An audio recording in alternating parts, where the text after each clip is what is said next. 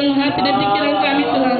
Kami tengking-tengking Tuhan, supaya kami Tuhan bisa mendengar firman-Mu dengan baik Bapa. Tuhan, pada pagi hari ini hadirlah Tuhan di tengah-tengah kehidupan kami hari ini Tuhan, dan berkati kami semua Bapa. Terima kasih Tuhan atas kebaikan-Mu Tuhan pada pagi hari ini. Kami ucap syukur. Haleluya. Amin. Tuhan, saudara kami kepada Bapak Gembala.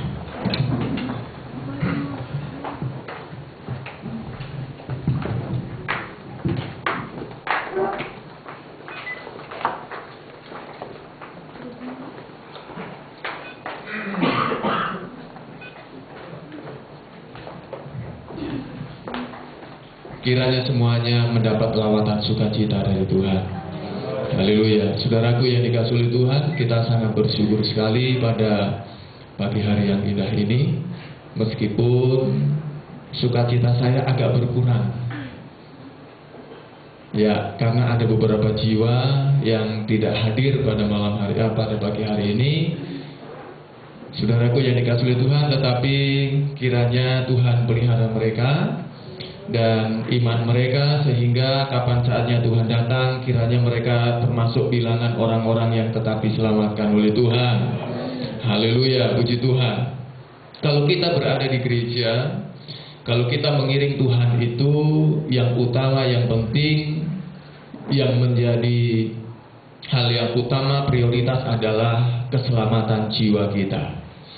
Saudaraku yang dikasihi oleh Tuhan, mengapa kita rajin ke gereja, mengapa kita setia kepada Tuhan, mengapa kita mengasihi Tuhan, mengapa kita banyak lakukan banyak hal, ya, semua karena Tuhan telah menyelamatkan kita. Tetapi saudara, namun demikian, meskipun Dia telah berkorban, memberikan nyawanya untuk keselamatan kita, ya, tetapi saudaraku yang dikasihi oleh Tuhan, ada yang Tuhan minta dari pihak kita. Ada yang Tuhan minta dari pihak kita. Saudaraku, satu saat saya ketemu teman saudara. Apa itu, dimatiin dulu itu? Ya, satu saat saya ketemu teman saudara. Teman ini Natal kemarin, ya, dapat undangan Natal bersama dengan jemaatnya, dengan Natal bersama dengan Presiden Republik Indonesia SBY. Itu undangan spesial, ya, karena tidak semua orang mendapatkan. Saudaraku, tidak sembarang orang bisa, ya, untuk dapatkan undangan. Berarti undangan itu, katakanlah kalau kita artikan rohani, itu adalah anugerah, karena nggak semua orang dapat, ya. Dan orang yang masuk ke sana gratis. Memang itu anugerah, tidak bayar. Namun demikian, di dalam undangan itu ada dituliskan setiap undangan, ya, harus memakai pakaian batik. Harus pakai pakaian batik. Betul, ini adalah anugerah, katakan demikian, ya. Tetapi ada yang diminta harus pakai pakaian batik. Bagi orang-orang yang agak mungkin sedikit bandel, sedikit pandang enteng dengan syarat itu, ya, cuma masalah pakaian saja kok. Saya berpikir kalau ada orang-orang yang datang dengan berpakaian tidak batik, khususnya yang pendeta-pendeta, ibu pendeta, bapak pendeta, orang dewasa, jelas akan ditolak. Jelas akan ditolak. Betul, keselamatan yang Tuhan kerjakan itu adalah anugerah terbesar dalam hidup kita. Tuhan berikan itu cuma-cuma dan kita menanggapinya dengan iman. Tetapi Tuhan minta kita memperhatikan pakaian kita. Saudaraku, pada pagi hari ini rasanya sangat penting sekali saya sampaikan untuk menyampaikan hal ini, bahwa sebenarnya kita ini punya hak yang penuh untuk memasuki kerajaan sorga. Amin, saudara.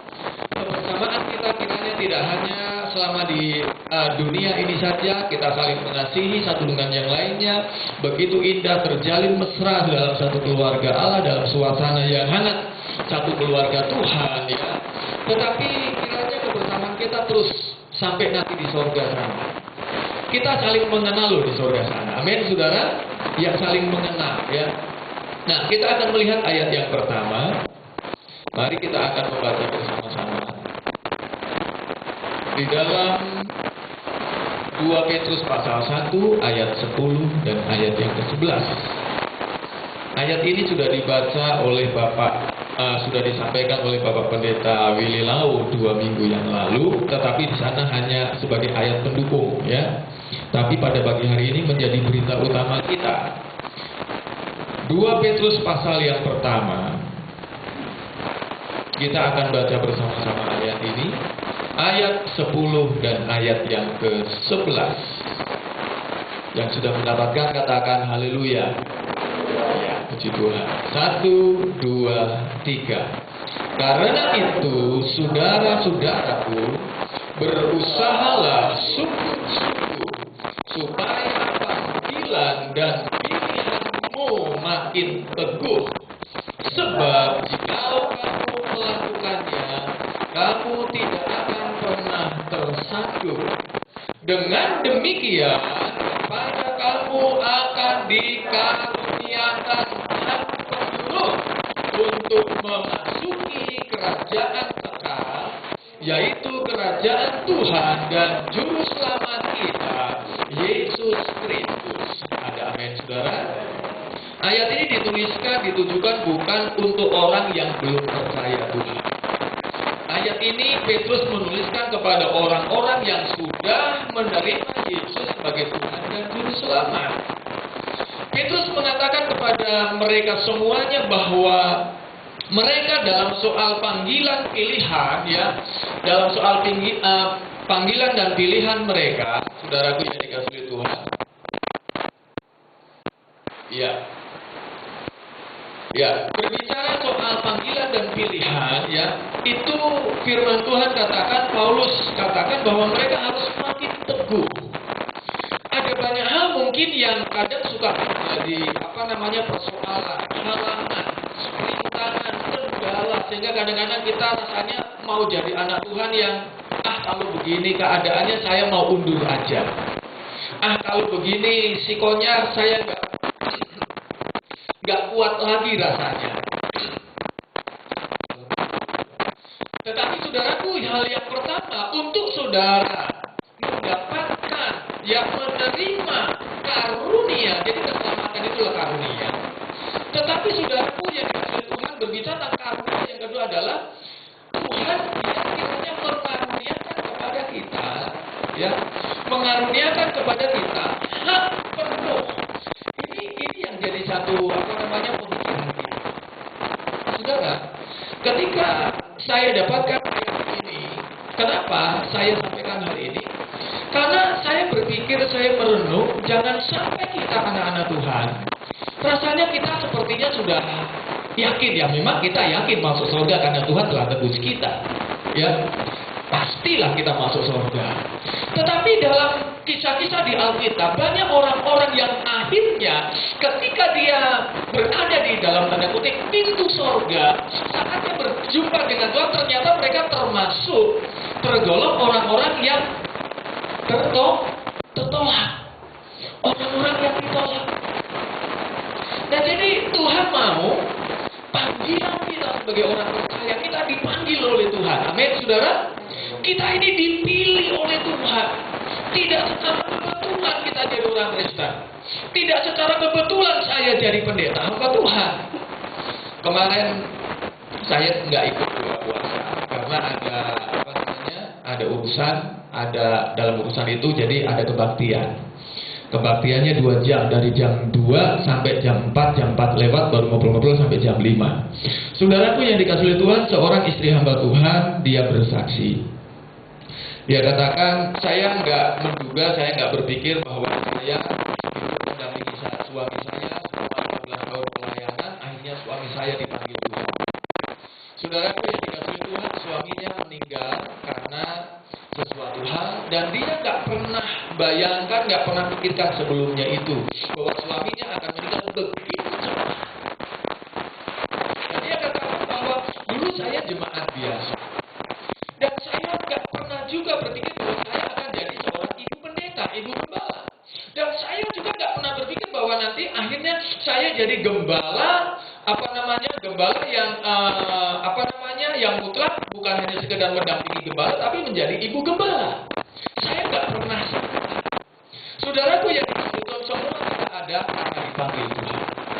Semua kita ada karena kita dipilih oleh Tuhan. Makin teguhlah pilihan panggilan saudara di dalam Tuhan. Saya ingatkan bahwa ada banyak rintangan itu yang kadang-kadang membuat kita rasanya kita mau berhenti di tengah jalan dalam kita iring Tuhan, dalam kita melayani Tuhan. Namun anak-anak Tuhan, kita ingatlah bahwa Tuhan telah memanggilmu, Tuhan telah memilihmu. Amin, saudara. Ya, dan hendaklah saudara dalam soal panggilan pilihan saudara itu makin teguh. Sehingga apa? Ayat ini katakan, dengan demikian, saudaraku yang dikasih oleh Tuhan, ya, dengan demikian, ya, kepada kamu dikaruniakan hak penuh. Hak penuh. Jadi punya hak yang penuh. Ya, untuk masuk kerajaan surga. Ada satu denominasi gereja tertentu. Ketika tiba saatnya dia seharusnya mendapatkan hak pelayanan dari gereja, misalnya kematian atau apa, ya, dari denominasi gereja tertentu ini, ya, karena ada aturan-aturan yang diberlakukan, ya, kalau ada 1-2 aturan yang dia tidak ikuti selama dia hidup, maka saudara ini tidak bisa dilayani. Untung masih bisa ada jalan keluar solusinya. Kalau dibereskan dulu ini, katakanlah misalnya iurannya atau apa, baru nanti dilayani. Itu kebijakan organisasi denominasi gereja. Tapi masih utuh, masih bisa handle ulang. Ya, masih bisa diperbaiki di kemudian. Tetapi kalau kita berbicara soal keselamatan, tidak bisa kita seakan-akan seperti yang tadi saya sampaikan. Nanti kalau kita sudah ada di pintu sorga, ya, saudaraku, apa yang masih ketinggalan yang kita lupa tidak lakukan, kita tidak berbuat, kita tidak setia melakukan itu, kita nggak bisa balik lagi. Kita nggak bisa terus seperti tadi, oh kalau begitu itu saya tebus sekarang. Tidak bisa. Saudaraku yang dikasih oleh Tuhan, ayat ini katakan, Kolose 1 ayat 23, sebab itu kamu harus bertekun dalam iman. Ini bicara soal panggilan pilihan makin teguh. Kita harus bertekun dalam iman. Amin, saudara. Tetap teguh dan tidak bergoncang. Apa yang sering menggoncangkan iman saudara? Ya, kekurangankah? Kemiskinankah? Paulus katakan, apa yang dapat memisahkan aku dari kasih Kristus? Pedangkah? Kelaparankah? Kalau buat kita, banjirkah? Iya kan? Saudaraku, kekurangan makanankah? Tapi Paulus katakan tidak ada satupun yang dapat memisahkan kita dari kasih Kristus. Saudaraku, hidup bersama dengan Tuhan itu begitu indahnya. Asal saudara tahu kuncinya. Amin. Asal saudara tahu kuncinya. Kalau nggak tahu kuncinya, saudaraku yang dikasih oleh Tuhan, Tuhan kasih misalnya kepada saudara, Tuhan karuniakan mobil yang mewah, yang super nyaman. Tetapi kalau saudara nggak bisa mengendarainya, saudaraku nggak bisa nyetirnya, nggak bisa makainya, ya apa gunanya mobil yang nyaman itu? Tidak ada gunanya. Hidup bersama dengan Tuhan kan kita sudah nyanyi. Hidup ini tanpa manisnya. Hidup ini begitu indah bersama dengan Tuhan. Jadi tidak bergoncang. Dan jangan mau digeser. Ini hal yang penting sekali. Jangan mau digeser. Saudaraku yang dikasih oleh Tuhan.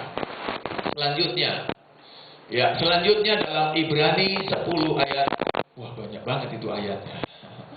Ibrani 10 ayat 23. Marilah kita dengan teguh berpegang. Ada amin, saudara? Marilah kita dengan teguh. Teguh itu kuat. Berpegang pada pengakuan tentang pengharapan kita. Sebab Ia yang menjanjikannya adalah setia. Kita tidak lama di sini. Intinya adalah bahwa Ada banyak rintangan dalam panggilan pilihan kita, tetapi kita harus tetap makin teguh dalam Tuhan. Itu yang pertama. Karena apa? Setelah ini baru Tuhan akan karuniakan kepada kita hak yang penuh masuk kerajaan sorga. Nggak ada nanti embel-embelnya. Ya, ketika semua dicek, oh ternyata memenuhi syarat masuk.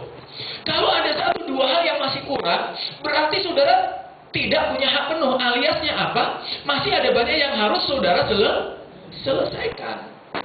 Kalau urusan kita dengan organisasi mati, belum bayar iuran misalnya, seperti tadi saya sampaikan, masih bisa ditekel sama yang hidup, bukan?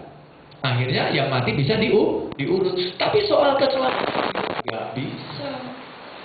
Saya pernah ilustrasikan masa penyingkiran terjadi. Semua naik, dengan sukacita semua naik, diangkat, disingkirkan oleh Tuhan. Ada satu, kenapa dia rasa kok nggak naik-naik? Kenapa aku nggak naik-naik?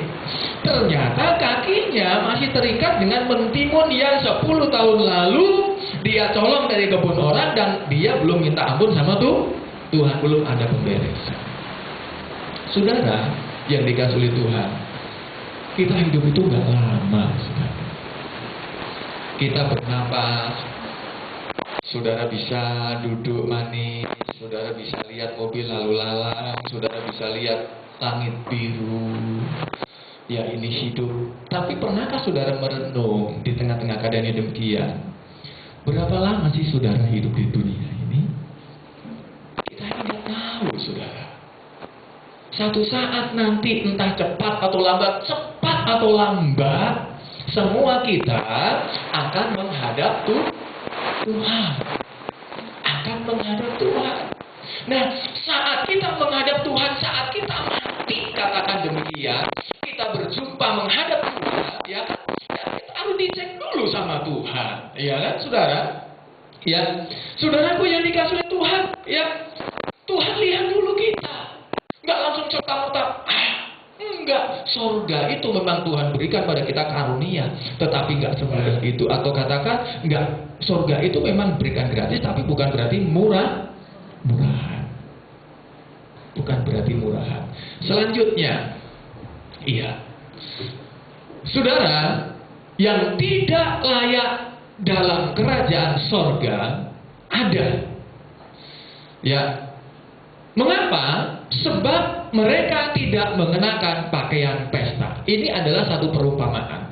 Mari kita buka ayatnya. Injil Matius pasal 22. Ini suatu perumpamaan, tetapi ini punya makna, arti yang sangat dalam buat kita semuanya. Injil Matius 22 ayat 1 ayat 2 kita baca. Lalu Yesus berbicara pula dalam perumpamaan kepada mereka. Ayat 2. Hal kerajaan sorga, katakan amin saudara, bicara soal keselamatan jiwa. Hal kerajaan sorga seumpama seorang raja yang mengadakan perjamuan kawin untuk anaknya. Ada pesta. Ini berbicara tentang keselamatan, tentang sorga. Lalu kita diperhadapkan dengan ayat 11 mulai. Ini kisahnya. Ya, ketika pesta itu sudah mulai, di tengah-tengah pesta itu sudah terjadi pesta itu. Ya, jadi ini adalah pada saat tiba saatnya keselamatan itu seharusnya menjadi bagian kita. Tetapi ayat 11 perhatikan, ketika raja itu masuk untuk bertemu dengan tamu-tamu itu, ia melihat apa saudara? Seorang yang tidak berpakaian pesta.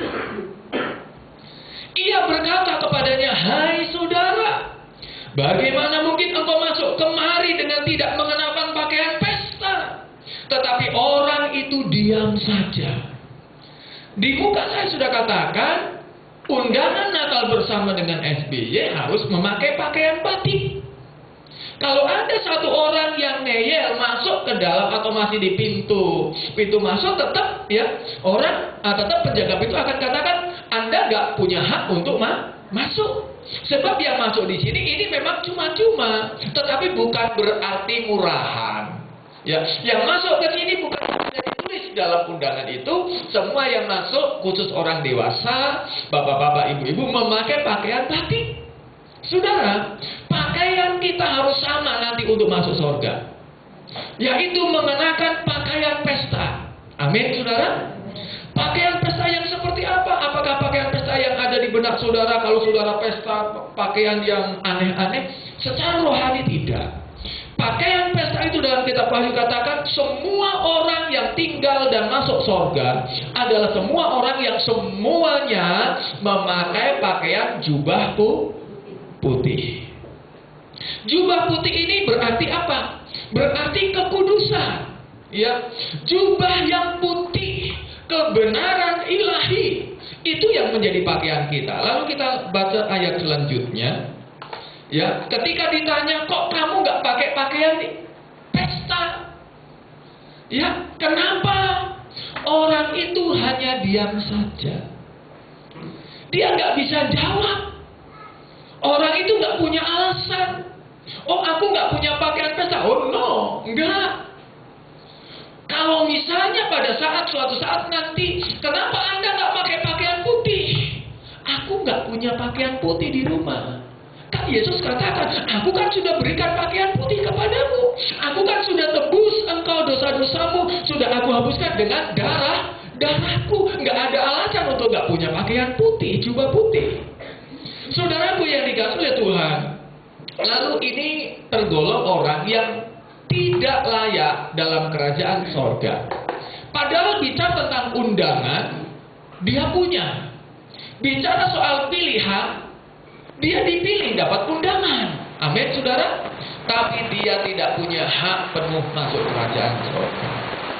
Saudaraku yang dikasihi oleh Tuhan, mengenai pakaian pesta ini, dalam kehidupan kita orang percaya, ya, kita ini punya pakaian yang disediakan oleh Tuhan. Dan pakaian kita itu kita harus belajar kenakan mulai dari sekarang. Amin. Mulai dari kita hidup di dunia ini, kita harus mulai kenakan. Ini bicara soal rohani loh, saudara. Ya, kita harus mulai belajar mengenakan pakaian jubah yang putih. Belajar mulai sekarang. Jangan tunggu tua. Jangan tunggu nanti sudah kaya. Jangan mulai sekarang. Saudaraku yang dikasihi oleh Tuhan, kalau saudara nunggu kaya untuk belajar pakai pakaian putih, emang kita tahu kita jadi tua. Iya kan? Itu istri hamba Tuhan bersaksi. 15 tahun kami hidup berumah tangga, saya sangka, nggak berpikir suami saya dipanggil oleh Tuhan lebih cepat. Saudaraku yang dikasihi oleh Tuhan, beban yang aku pikul, rasanya aku nggak mampu, bahkan ngadepin jemaat, ada anak-anak 2 masih kecil. Aku nggak mampu, tapi dia harus mampu, harus siap. Saudaraku yang dikasihi oleh Tuhan, kita harus belajar mengenakan pakaian pesta, mulai dari sekarang. Nah, sekarang adalah, ya, apa itu pakaian pesta? Bukankah tadi saya katakan pakaian pesta itu ya kebenaran Tuhan. Saudara, Tuhan beri pakaian kepada kita. Pakaian kita itu apa? Saudara, pakaian kita itu orang percaya, itu adalah kasih. Itu harus kita kenakan seperti kita mengenakan pakaian. Hati-hati saudara yang hidup, saudaraku, kita harus kenakan kasih Kristus. Kita harus kenakan kasih Kristus. Bagaimana orang yang tidak mengenakan kasih Kristus? Saudaraku yang dikasihi oleh Tuhan, orang yang hidup dalam Tuhan, ini pakaian yang Tuhan beri. Pertama, pakaiannya dia sehari-hari pakai kasih, mengasihi sesama, mengasihi gembalanya, mengasihi teman-teman segerejanya, mengasihi tetangga-tetangga yang ada di sekelilingnya. Harus jadi kesaksian juga. Saudara hebat memuji Tuhan, hebat ibadah. Tapi kalau dengan depan kanan kiri bentrok, nggak bisa akur, bagaimana mungkin kita bisa jadi saksi Tuhan? Saudaraku yang dikasihi oleh Tuhan, harus kenakan kasih. Memang kalau kita kenakan kasih itu identik kita rela merugi. Kalau saudara jadi pribadi yang kadang-kadang nggak mau merugi, banyak kali saudara akan bentrok dengan orang. Karena kita anak Tuhan itu kalau punya kasih memang rela merugi gitu loh saudara ya. Ya selanjutnya kasih sukacita. Sukacita. Waduh, saudara, andai kata nih, kita saudara hidup berumah tangga. Kuat berapa lama saudara berumah tangga kalau tiap hari nggak ada sukacita? Banyak orang akhirnya kan cari penghiburan di luar karena di dalam keluarga tidak ada sukacita. Sukacita Tuhan beri jadi pakaian kita. Damai sejahtera, kesabaran. Kita penuh dengan kemurahan, kebaikan, kesetiaan, kelemah lembutan, dan penguasaan di diri. Ini loh pakaian kita. Kalau ini kita jadikan pakaian kita mulai sekarang, apa kira-kira yang masih kurang? Mumpung Tuhan masih beri waktu kesempatan, belum saudara Tuhan panggil, belum mati, ayo belajar kenakan ini dulu. Amin saudara. Minta Roh Kudus memampukan saudara. Tuhan, aku mau dong pakaian yang seperti dijelaskan di depan tadi. Amin saudara. Aku mau. Saudara yang dikasihi Tuhan. Tetapi orang yang tidak mengenakan pakaian pesta adalah yang hidupnya, ya, itu dalam gambaran yang kedua. Ini terambil dari Galatia tentang hidup menurut daging atau roh. Saudaraku, orang yang tidak hidup memakai jubah yang putih, jubah dari Tuhan, yang akhirnya tertolak adalah orang yang hidup dalam percabulan. Saudara, hati-hati dengan percabulan. Percabulan itu tidak hanya kadang-kadang jadi musuh orang-orang yang anak-anak remaja, anak pemuda, pemudi, tidak. Ya, banyak orang tua juga yang sudah berkeluarga kadang-kadang terikat dengan percabulan. Kecemaran, hawa nafsu, penyembahan berhala. Puji Tuhan, saya kira tidak ada kita yang menyembah berhala. Saudara, nggak ada patungan di rumah? Nggak ada, saya yakin itu nggak ada. Sihir nggak ada. Perseteruan, ada nggak perseteruan? Kalau ada, berarti pakaian Anda harus diganti itu. Siapa yang suka berseteru, ya, dengan siapapun. Perselisihan ini harus diganti. Amin, saudara. Ini tahun 2014 masih membentang panjang, ya. Gunakan kirbat yang baru. Firman Tuhan minggu lalu, bukan? Saudara, ya, tidak ada perseteruan. Ini adalah pakaian yang lama. Kalau pakaian kita seperti ini, kita nggak punya hak untuk ke sana. Terus kita lanjutkan. Perselisihan, iri hati. Ibu-ibu, pemudi-pemudi, semua kita perhatikan hati kita. Perseteruan, perselisihan, iri hati. Iri, ini penyakit hati semua rupanya nih saudara. Benar bukan? Penyakit hati. Amarah. Amarah itu lain dengan marah. Menurut saya kalau marah itu sifatnya seketika. Setelah itu habis perkara itu marah biasa. Boleh marah. Tuhan Yesus saja pernah marah terhadap orang-orang yang berdagang di halaman bait suci marah. Ya. Tapi kalau amarah itu marah yang dipendam, ya, terus disimpan lama, itu namanya amarah, dendam. Kepentingan diri sendiri, percidraan, ya. Hobinya, sukanya bikin cidra hati orang lain, melukai perasaan orang lain, itu namanya percidraan. Roh pemecah, dengki, kemabukan, pesta pora, dan lain-lain. Saudara, saya rasanya ingin baca ayat itu, tapi bagian yang terakhir, Galatia pasal 5, bagian yang terakhir itu dalam ayat 21, tapi bagian akhir. Bahwa barang siapa melakukan hal-hal yang demikian, ini loh pakaiannya seperti ini nih, bahwa aku peringat pada orang yang masih melakukan hal-hal yang demikian, ia tidak akan mendapat bagian dalam kerajaan Allah. Loh, katanya kita sudah ditebus, hak penuh masuk surga, betul. Tetapi kan juga ketika Tuhan cek itu pada pesta perkawinan, Tuhan lihat pakaiannya bagaimana, beres nggak? Saudaraku yang dikasihi Tuhan, kalau nggak beres dalam perumpamaan itu, diambil, digotong, suruh lempar keluar. Mari jemaat, hal yang selanjutnya kita memperhatikan pakaian kita. Amin. Bukan baju ini penting, enggak. Tetapi pakaian ini loh, kenakan. Pakaian itu pakaian yang lama. Ayo, bukan Tuhan sudah sucikan hidup kita. Sebenarnya kita sudah nggak begitu lagi. Cuma kadang-kadang yaitu manusia lama kita tuh pengaruhnya masih gede dalam diri kita. Selanjutnya, saudara, kita harus berawas-awas. Esau ini adalah menjadi orang yang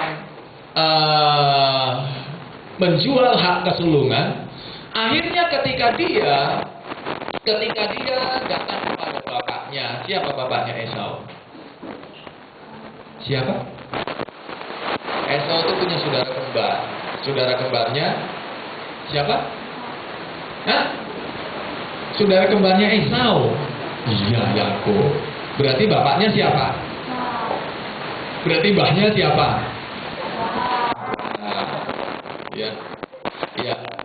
Kita membaca dulu Ibrani pasalnya yang ke-12. Ibrani pasal 12. Ini kisahnya Esau ini memberi satu juga peringatan bagi kita. Esau ini kan pada saat dia pengen menerima hak kesulungan, ya meskipun dia sampai nangis-nangis, sampai mencucurkan air mata, tetapi dia ditolak. Kita baca ayatnya, mulai dari ayat 14 saja ya. Mulai dari ayat 14, Ibrani 12 ayat 14 mulai. Berusaha hidup damai dengan semua orang dan kejarlah kekudusan. Sebab tanpa kekudusan tidak ada seorang pun yang akan melihat Tuhan. Jagalah supaya jangan ada seorang pun menjauhkan diri dari kasih karunia Allah, agar jangan tumbuh akar yang pahit, yang menimbulkan kerusuhan dan yang mencemarkan banyak orang. Janganlah ada orang yang menjadi cabul atau yang mempunyai nafsu yang rendah seperti Esau, yang menjual hak kesulungannya untuk sepiring makanan. Nah, sesuai dengan topik firman Tuhan pada pagi hari ini, jangan sampai kita nggak punya hak penuh masuk kerajaan surga. Nah, ini contoh Esau tidak punya hak penuh menerima hak kesulungan. Ayat 17. Sebab kamu tahu bahwa kemudian, sebelum ada kata kemudian, dia nyantai-nyantai, dia pikir masih punya hak kesulungan. Tapi kemudian berarti nanti di kemudian hari. Saudaraku yang dikasihi oleh Tuhan, antara orang yang ditolak dengan yang diterima, antara orang yang punya hak penuh dengan orang yang tidak punya hak penuh, sekarang kelihatannya sama. Kan nanti akan ketahuan. Kemudian, perhatikan ini Esau.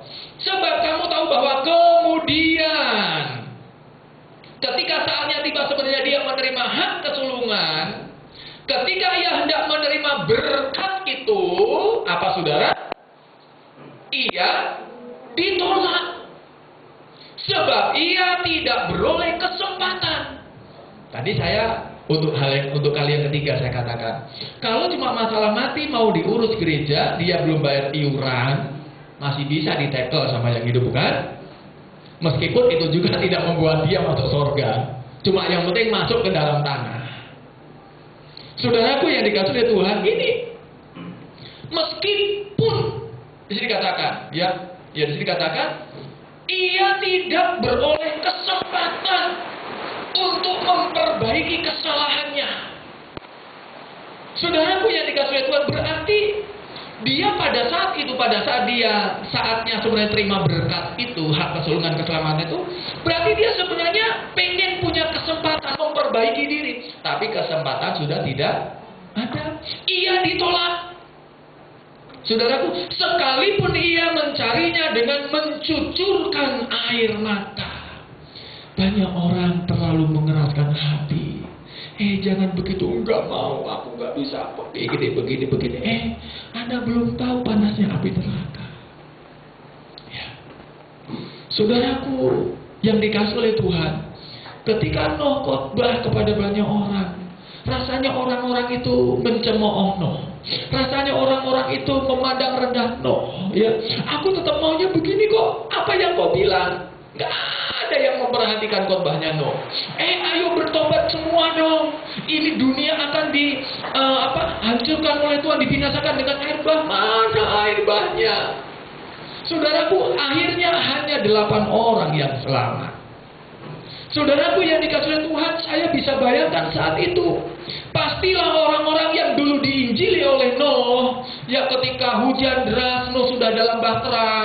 Hujan deras 40 hari 40 malam, terbukalah segala mata air. Saudaraku yang dikasihi oleh Tuhan, ketika air mulai naik terus makin naik, banjirnya sampai terus ke gunung, naik, pasti ada orang yang menyelamatkan diri, lari ke atas gunung dan berada di bawah bahteranya Nuh. Saudara bisa bayangkan kira-kira apa yang mereka lakukan? Gedor-gedor, Nuh, tolongin dong Nuh. Ya, bukakan pintu bahtera. Tapi soal pintu bahtera itu bukan soal urusan Nuh, itu urusannya Tuhan. Bukannya Tuhan nggak sayang, Tuhan sayang semuanya. Tapi Tuhan punya waktu. Jadi saudaraku yang dikasihi oleh Tuhan, ya perhatikan, ya, biar kiranya kesempatan yang Tuhan beri untuk kita memperbaiki diri, mempersiapkan diri, sehingga kita nantinya menjadi orang-orang yang diterima, tidak tertolak seperti Esau, kita gunakan dengan baik. Amin, saudara. Yang menyesal itu tidak ada di muka, menyesal itu selalu ada di belakang. Benar, saudara. Menyesal sampai meraung-raung di hadapan Tuhan ketika saudara sudah tinggalkan jasad ini, sudah berada di pintu sorga. Saudara mau apa? Todong penjaga pintu sorga. Awas lo nggak kasih gua masuk sorga, gua matiin lo. Enggak ada itu, saudara. Tidak main seperti itu, saudara. Uang saudara yang banyak, ini aku punya emas ini sebatang, udah yang penting aku masuk. Lihat, dia kasih lihat, buka korden pintu gereja, pintu gereja, ya, kasih lihat sorga sedikit. Lihat, kamu punya emas cuma sebatang. Ini lihat, jalan di sorga itu terbuat dari emas. Nggak ada gunanya emasmu, mas bro. Nggak ada gunanya. Udah simpan aja di sana, lihat kan? Cuma lihat aja sih, nggak apa-apa. Tapi masuk nggak bisa. Saudaraku yang dikasihi oleh Tuhan, ya. Jadi ditolak. Ini orang ditolak. Ditolak itu, ya memang, saudara. Pernah kan? Saya sering singgung. Pernah ada film rohani dulu tahun-tahun 2000-an itu tentang akhir zaman. Ada seorang bapak namanya Demas, punya istri, punya anak 2. Satu saat ini mereka gereja, tapi Demas ini malas ke gereja. Kalau sekali ke gereja karena dia nggak enak sama istrinya, karena dipaksa-paksa sama istrinya. Ya kan, udah diomelin, daripada aku dapat omelan istri, ya udah aku ke gereja. Kalau di gereja khotbahnya tentang penemplak dosa, tentang air sama, dalam hatinya, dalam pikirannya dia berpikir, pendeta cuma taunya nakut-nakutin. Ya kan, saudara, dia nggak bertobat. Masa penyingkiran datang, tiba, tahu-tahu dia nggak tersingkirkan. Saudaraku yang dikasihi oleh Tuhan, anak istrinya semuanya sudah nggak ada, Tuhan sudah singkirkan. Tinggal dia sendiri. Dia tahu meskipun dulu menolak, dia masih ingat, pendeta dulu katakan begini. Orang yang setia disingkirkan, yang gak setia tertinggal. Masuk masa aniaya yang besar antikristus. Dia tahu itu meskipun dulu menolaknya. Saudaraku, dia mau berusaha bertobat. Dia lari ke gereja. Ternyata di gereja juga terjadi kegerakan yang besar. Banyak orang menangis. Tetapi ya itu, tangisan gak ada gunanya. Sudah digariskan oleh Tuhan. Anda yang tertinggal, kalau Anda menginginkan sorga, Anda harus tebus sorga itu, keselamatan dengan darahmu sendiri. Dengan darahmu sendiri. Gak ada gunanya nangis-nangis. Sidang jemaat yang sekalian yang dikasihi oleh Tuhan, bagaimana agar kita mulai memiliki hak penuh masuk sorga, tidak seperti Esau digambarkan dalam Ibrani pasal 12, hidup damai dan kudus. Amin, saudara. Damai. Kita kan sering nyanyi, damai surga ada dalam hatiku. Perhatikan itu lirik kan. Apa kalimat lagu itu? Damai dari surga. Berarti damai yang di surga sana, kan kita nggak bisa bayangkan damai seperti itu. apa. Tapi yang penting damai yang di sorga sana itu ada dalam hati kita. Hidup damai. Saya beberapa minggu yang lalu saya katakan, kalau Anda kurang damai atau tidak damai, pasti ada sesuatu yang harus Anda selesaikan. Kalau Anda kurang uang, saya nggak bisa katakan bahwa ada sesuatu yang Anda harus selesaikan, tidak. Ya, tapi kalau kurang damai, kurang sukacita, harus pasti ada sesuatu yang harus diselesaikan. Hidup damai, ya, kudus. Selanjutnya, jangan ada akar pahit. Jangan ada akar pahit. Ya, ini 2 hal, 3 hal. Lalu mereka ini ditolak, menangis tiada guna. Ya, saudaraku, selanjutnya kita cepat. Ya, contoh orang-orang yang memiliki hak penuh. Kalau tadi kan yang tidak punya, sekarang yang punya. Saudara masih ingat? Saudaraku, ketika Injil Matius pasal 25, ya, itu perumpamaan tentang akhir zaman saat raja itu datang. Ketika raja itu datang, dia akan memisahkan domba dari kambing. Apa bedanya seperti dipisahkan? Kalau saya ingat pendeta-pendeta senior katakan, apa bedanya domba dengan kambing? Apa bedanya menurut saudara? Kalau banyak gembala-gembala katakan bedanya ada. Ya mungkin ini dari kacamata gembala. Kalau domba suka nurut sama perintah gembalanya. Tapi karena dia punya tanduk, itu dia punya juga yang jantan punya, tetapi dia ke belakang. Tapi beda dengan kambing loh. Kambing itu saudara mau usaha main-main sama dia akan nanduk. Nah, itulah ya, saudaraku, domba kepada domba yang ada di sebelah kanan, ya, ini dia memisahkan domba di sebelah kanannya, dan kepada domba-domba itu, perhatikan, ayo cepat kita melihat Injil Matius pasal 25. Ya, dia katakan ayat yang ke-34, 25 ayat 34. Ya. Dan raja itu akan berkata kepada mereka yang di sebelah kanannya. Waduh, ini satu ucapan, kata-kata sambutan yang begitu manis, yang begitu indah, rasanya menyejukkan hati, rasanya bikin plong gitu. Amin, saudara. Coba saudara di pintu surga ketemu Tuhan di sana. Lalu Tuhan katakan begini, ya, ayat 34. Mari hai kamu jemaat Pondok Bahar, ayo rame-rame sini. Amin, saudara. Ya, di sini katakan, mari hai kamu jemaat Pondok Bahar semua yang diberkati oleh Bapakku. Ungkapan diberkati bukan soal kaya miskin, tetapi yang siap masuk surga. Hai kamu yang diberkati oleh Bapakku, terimalah kerajaan yang telah disediakan bagimu sejak dunia dijadikan. Saya kira Tuhan sampaikan ini juga dengan muka yang manis, dengan muka yang senyum, dengan muka yang penuh sukacita. Nah, kita yang dengarnya juga rasanya hatinya sudah tegang-tegang nih. Masuk apa enggak ini? Masuk apa enggak ini? Tapi begitu dengar Tuhan bicara seperti ini, plong gitu. Bener nggak Pak Simbolon? Iya kan? Rasanya plong gitu. Ternyata udah beres, masuk surga. Saudaraku yang dikasih oleh Tuhan, perhatikan. Ini yang pertama, ya. Contoh orang-orang yang memiliki hak penuh masuk kerajaan surga. Lalu yang selanjutnya, yang kedua, itu ini kan tentang domba di sebelah kanan. Lalu masih dalam pasal yang sama, domba ini mengapa punya hak penuh? Karena dia hidup dalam kasih.